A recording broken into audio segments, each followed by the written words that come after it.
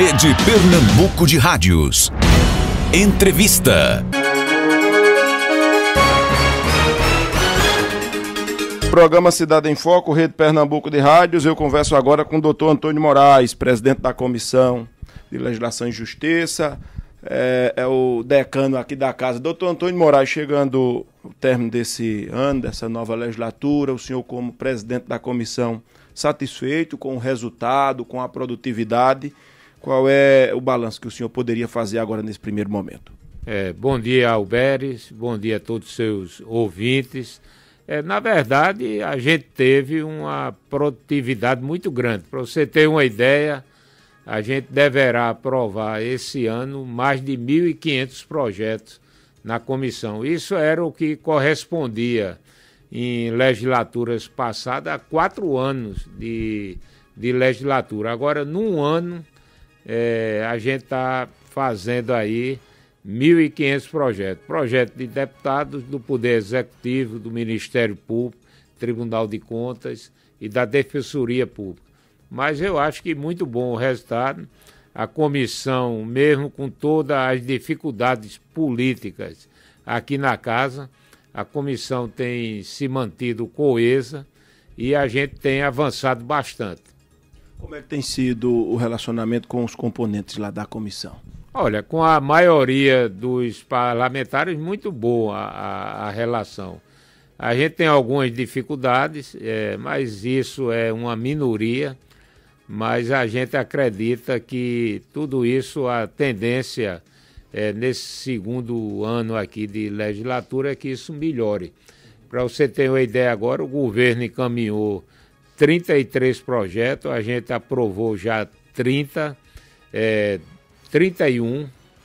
2 projetos a gente vai votar em plenário, que é a questão do bônus do livro, porque o deputado Valdemar Borges quer apresentar um substitutivo, e também a questão da redistribuição do ICMS. Embora 90% das prefeituras vão ganhar com essa redistribuição, algumas ganham menos e algumas deixam de ganhar, mas na verdade ninguém vai perder recurso com a redistribuição do projeto que foi encaminhado pela governadora Raquel Lira aqui para a Assembleia. Então o que a gente espera é que os deputados votem esse projeto, porque se a gente não votar nesse semestre, ele não vale mais para 24. Então a gente vai perder 24. E conversando com o secretário Fabrício, ele dizia que para 25 vai se tornar também muito difícil, porque aí não tem mais o ICMS modal e já fica mais difícil fazer essa redistribuição. Porque, na verdade, quando a gente está tirando de alguns municípios ricos para colocar para os mais pobres, a gente está dando também um aumento muito grande de ICMS, uma vez que saiu de 18 para 20,5. E aí ninguém perde, mas se você for fazer isso para 25, aí muita gente vai perder e esse acordo vai se tornar muito mais difícil para que essa redistribuição seja feita. Uma comissão aqui que foi formada da Assembleia, uma comissão do governo, uma comissão de prefeitos, estava bem avançado. Já agora na reta final, o deputado Lula Cabral tem se levantado contra essa proposta. Ontem houve uma reunião aqui na presidência, MUP, Lula, alguns deputados.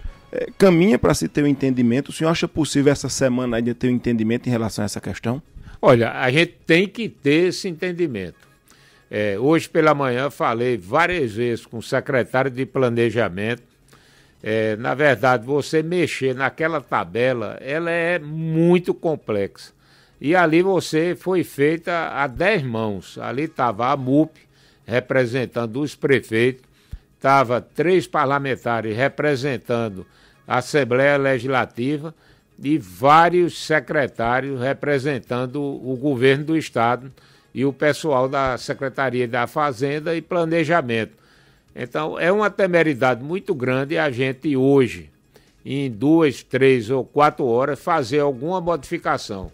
Então, esse pode sair pior do que está colocada aí. Então a ideia era votar da maneira como está, para não prejudicar a grande maioria, e talvez, através de decreto, o governo fazer algumas correções que poderão ser feitas no futuro. Esse ano 2023 foi muito positivo para o senhor, não foi? Conseguiu aumentar a sua base, ampliar. A governadora tem uma simpatia muito grande e tem feito aí grandes gestos com o senhor, não é? É verdade. A gente tem procurado ajudar a governadora.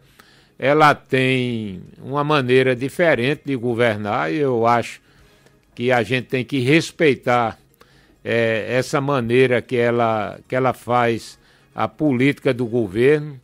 Ela tem sido muito atenciosa aqui com os parlamentares, recebendo todos, com prefeitos, e a gente tem procurado, dentro da casa, defender o governo, até porque a gente já está trazendo os bons frutos aí. Na minha região, a gente tinha 4 rodovias intrafegáveis, e hoje estão lá sendo recuperadas de uma forma muito rápida, com dinheiro garantido, e ainda agora no próximo ano algumas outras serão iniciadas. Então o governo começa a trabalhar, são obras que são esperadas há mais de 10 a 15 anos no interior do estado, e a gente acredita muito que ela vai ter muita dificuldade em virtude do sistema viário pernambucano estar totalmente destruído, e também a questão da saúde, porque os grandes hospitais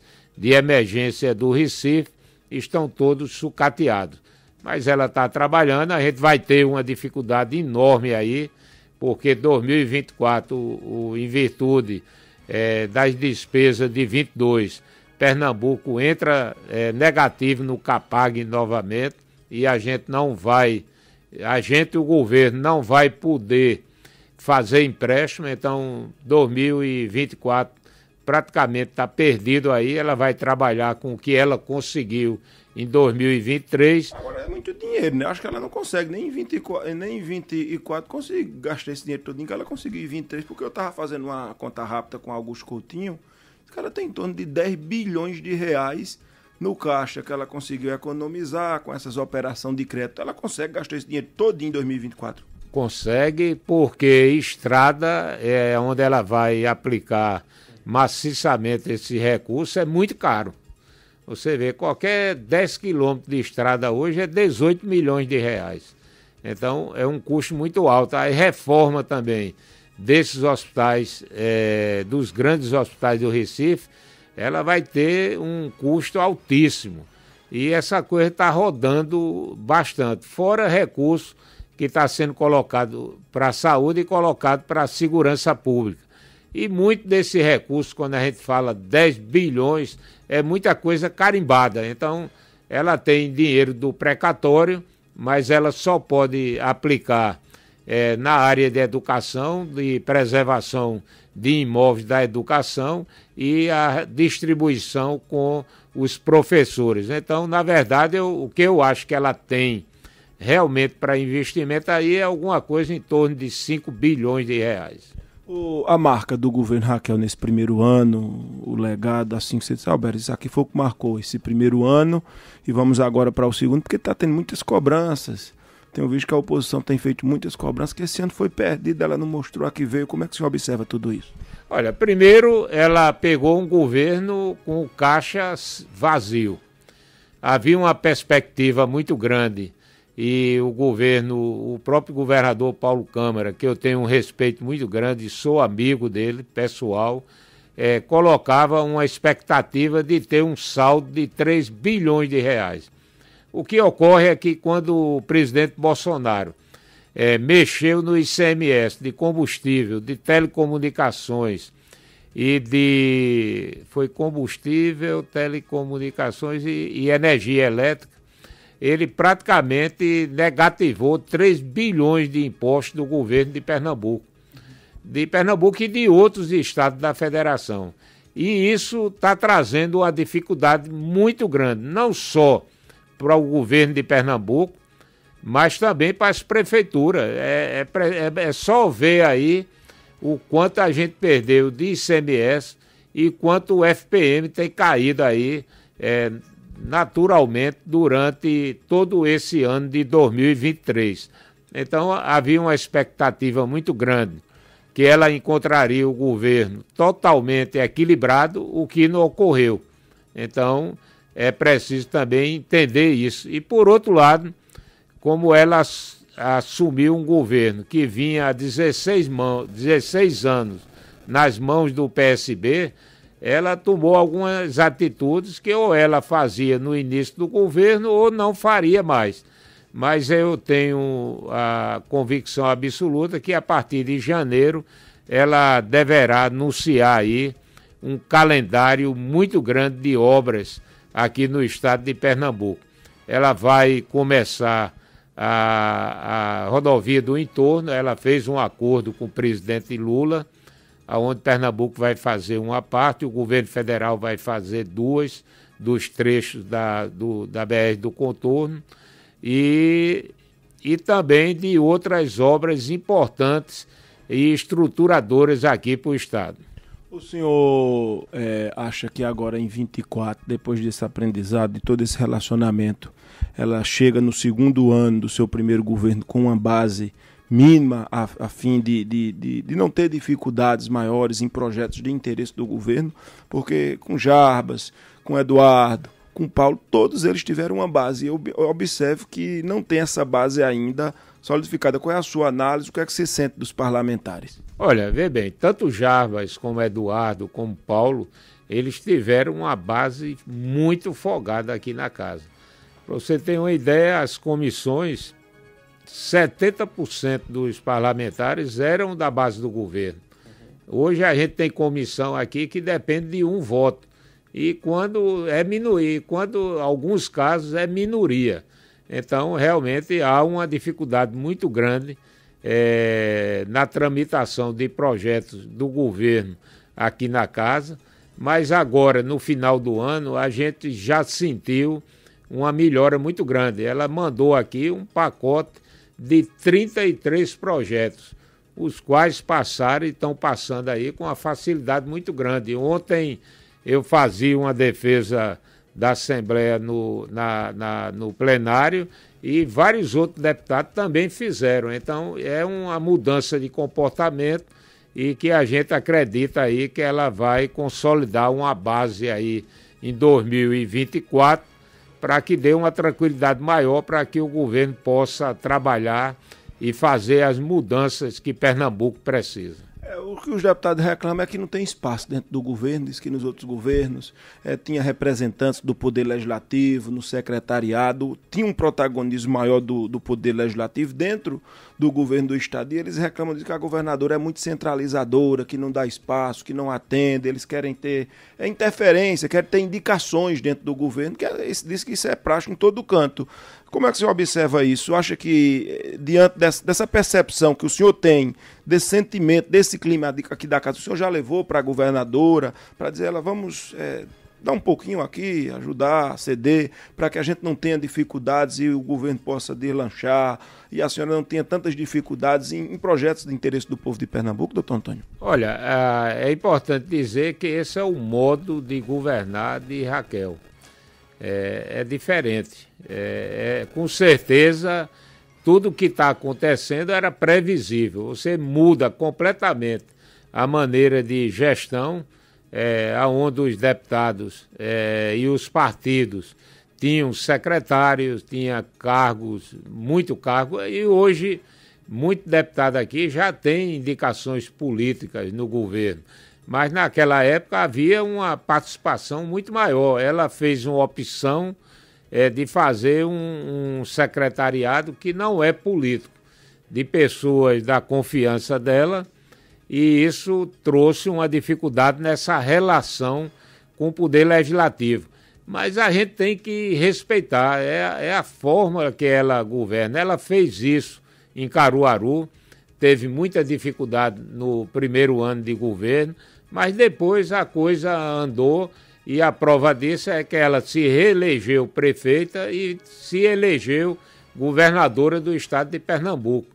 E também a gente está tendo pela primeira vez na história do Estado uma mulher governando. A mulher é mais detalhista, ela é mais cuidadosa com as coisas e talvez venha aí essa dificuldade que a governadora está encontrando, mas por outro lado ela tem conversado, ela atende todo mundo muito bem, ela quando vai para a rua, ela se disponibiliza para falar com as pessoas, para receber críticas, está mostrando uma competência política muito grande na relação com o presidente Lula.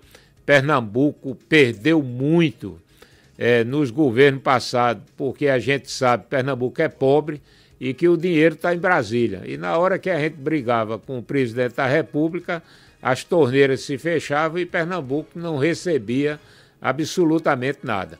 Então hoje a gente está vendo aí o governo federal anunciando obras aqui, como a Transnordestina, que estava paralisada e que não ia rodar aqui no estado de Pernambuco para Suape.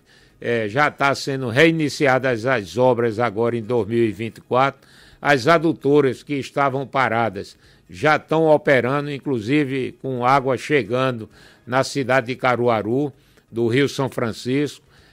A gente está vendo aí a programação do governo para fazer a refinaria 100% operando até 2026. Então, são obras que estavam paralisadas e com as gestões da governadora e também de um presidente que é pernambucano, que está fazendo aí essas obras que são fundamentais para a economia do nosso estado. O senhor se sente prestigiado, atendido, vamos assim dizer, o senhor aprova a gestão de Álvaro Porto, de Gustavo Gouveia? Houve um entrave, um início de concorrência do senhor com ele, lá no início, depois houve essa antecipação, eu vi que o senhor ficou muito contrariado. Salberes, foi pouco tempo para mudar a Constituição, não precisava disso. Já foi superado o trabalho que está sendo feito aqui na casa. Se o senhor estivesse lá como presidente, estaria fazendo igual? Qual é o seu entendimento sobre o trabalho da mesa diretora, doutor Antônio? Olha, eu tenho uma excelente relação com o deputado Álvaro e com o Gustavo. Eu respeito. Agora, aquilo que eu entendo que não é correto, eu digo. E quando eu reclamei da questão, é porque 2 vezes que eu me ausentei da Comissão de Justiça, colocaram projetos polêmicos, sem haver nenhuma combinação com a presidência da comissão. Mas, fora disso, a minha relação é muito boa. A gente tem melhorado bastante. A casa estava numa situação de dificuldade muito grande na gestão passada. Claro que precisa melhorar ainda muito. O que precisa melhorar? A questão de infraestrutura. A gente não tem internet na casa, é péssima. A questão de logística, de apoio para as comissões trabalharem. E não é questão de pessoal que eu estou falando. Eu estou falando computadores. A gente utiliza ainda aqui hoje muito papel na casa, onde isso deveria estar 100% informatizado, até para a gente valorizar essa questão do meio ambiente. Então, assim, ainda tem muita coisa que é preciso ser feita, mas que eu acredito aí que a mesa diretora vai fazer. Agora, não vou concordar com tudo. Na hora que eu entender que aquilo não é uma coisa que eu acho que deveria acontecer, eu vou colocar isso também com muita clareza e não falo por trás. Quando eu critiquei a questão da antecipação da eleição da mesa, Álvaro ganharia hoje a eleição para qualquer deputado aqui na casa, de presidente, independente de antecipar ou não essa eleição. Eu colocava porque a Assembleia ela tem uma história muito grande. Então, você antecipar um mandato de 1 ano e 3 meses, eu acho que a pequenina a casa nessa coisa. E você mudar uma coisa importante como é a Constituição do Estado de Pernambuco em 24 horas. Então, a crítica que eu fiz foi essa, mas na questão pessoal, zero. Não tenho nenhuma dificuldade com ninguém da mesa diretora da casa. Ô, doutor Antônio, ano que vem tem eleição, estamos no ano pré-eleitoral. Como é que está a sua cabeça, a articulação e como se dará a sua participação nos municípios a qual o senhor faz política, principalmente aqui na Mata Norte do estado? Muita gente está nos ouvindo através da Rádio Nova Timbaúba FM e é a principal base do senhor. Você tem no Agreste, tem outras regiões, mas a sua principal base está aqui na Mata Norte. Como se dará essa sua participação? Para onde é que você está caminhando os seus liderados? É para o PSDB, da governadora, a qual o senhor já foi presidente desse partido aqui, é do PP, é no PSD? O que é que você tem conversado também com a Gov em relação a partido político? Olha, partido político que ela tem orientado é o PP, o PSD e o PSDB.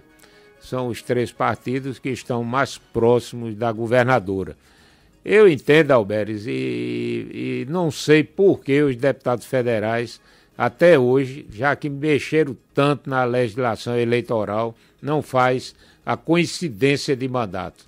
É muito desgastante, é muito caro para o governo, para o povo brasileiro, fazer uma eleição de 2 em 2 anos. A gente já tem condições hoje de votar em todo mundo numa eleição única, de 4 em 4 anos, você renovar o mandato de presidente, governador e prefeito e das casas legislativas.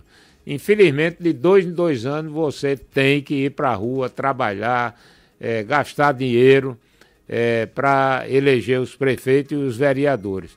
Eu faço isso constantemente. Quem me conhece, e eu tenho bases políticas que estão comigo desde 98. Então, são prefeitos, vereadores que votam comigo há mais de 25 anos, por conta da nossa presença. Porque quem não tem dinheiro tem que andar muito, tem que estar presente, tem que cobrar do governo, e é importante que se diga. E quando eu cobrava as estradas da Mata Norte, eu dizia à governadora que eu estava sem condições de andar na minha região, porque era uma cobrança enorme. Quando eu passava na estrada, os cabas buzinavam e ainda vinha com críticas até violentas para cima de mim, quando, na verdade, o deputado não faz estrada. Quem faz estrada é o Poder Executivo. Mas a gente cobrava isso muito. Então, a gente está trabalhando forte no Agreste, alguma coisa no Sertão, mas na Mata Norte é onde a gente vai ter candidato a prefeito em todas as cidades, ali naquela área de Carpina, menos Carpina, mas no restante, Nazaré, Buenos Aires, Vicência, Machado, Macaparana, São Vicente, Timbaúba, Ferreiros, Camutanga, Itambé, Aliança, Nazaré, Condado, Goiânia, Itapissuma e Itamaracá. Então, nessa área, a gente vai trabalhar muito forte aí para eleger os nossos candidatos a prefeito. Hoje o senhor está com quantos prefeitos? 8. Pretende ampliar para quantos depois da eleição de 24? Olha, aí quem sabe é o eleitor, mas vamos ver. A gente está trabalhando pelo menos para chegar a 10 prefeitos, mas eu tenho convicção que a gente vai conseguir isso. Doutor Antônio, muito obrigado pela entrevista. Foi um prazer tê-lo aqui na Rede Pernambuco de Rádios, fazendo aqui esse balanço do seu mandato. Você sabe o carinho, o respeito que eu tenho à sua liderança, à sua pessoa. Desejo ao senhor que esse ano de 24 seja de muita paz, prosperidade, muito sucesso e que esse novo ano que está assim, prestes a se iniciar seja um ano de grandes realizações para o senhor e toda a sua equipe. Tá bem, Alberes. Parabéns aí pelo trabalho que você tem feito aqui no estado de Pernambuco. Isso é muito importante, com isenção, ouvindo a todos, independente de questão política partidária, mas abrindo espaço para que todo mundo possa colocar a sua opinião. E eu acho também que a gente sempre tratando essa coisa com muito profissionalismo, para não baixar e nem vir aqui com agressão a qualquer adversário político, porque hoje é adversário, amanhã pode ser aliado. Na política tudo é possível. Então é importante sempre a gente manter aí uma coisa feita assim, com muito respeito no trato da coisa pública e da política. Conversamos com o doutor Antônio Moraes, ele presidente da Comissão de Legislação e Justiça, deputado, conversando conosco, reportagem Alberi Xavier. Cidade em Foco. Rede Pernambuco de Rádios. Uma rede estadual com força local.